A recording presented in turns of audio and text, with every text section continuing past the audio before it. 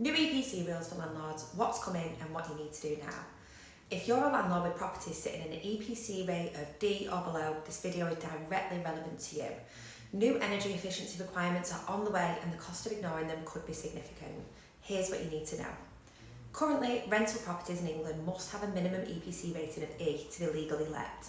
That rule has been in place for a while and most landlords are across it. But the government has signalled that this threshold is moving. The target that has been consulted on is a minimum of EPC C for new tenancies, with existing tenancies to follow. While the precise implementation dates have shifted during the legislative process, the direction of travel is clear. The minimum is going up and landlords need to be preparing now rather than waiting for a final deadline to be confirmed. What this means in practice. An EPC rating reflects how energy efficient a property is. Its insulation, heating system, windows and so on. Moving from a D or E to a C typically requires real investment.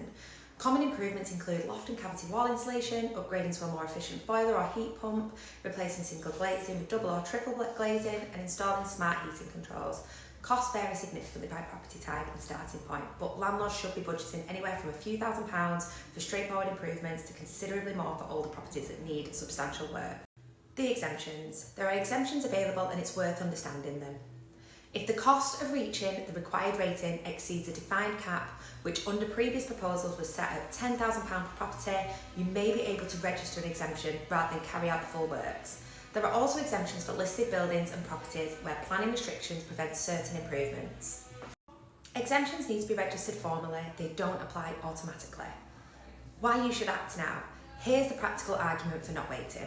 Energy efficient properties command higher rents, attract better tenants and have lower void periods. Tenants are increasingly aware of running costs and an EPC property is a genuine selling point in today's market. The improvements you make now will pay back over time, both in rental value and in the eventual sale price of the property. And if you wait until the deadline is confirmed and every other landlord is scrambling the book, the same contractors at the same time, you'll pay more and wait longer. Get an up-to-date EPC on your properties if you don't have one. Understand where each one sits and what it would cost to bring it up to a C, then make a plan, whether that's carrying out the works, registering a legitimate exception, or factoring upgrade costs into your decision about whether to hold or sell. If you're unsure what you need to do, just give us a call on 01706 310 171.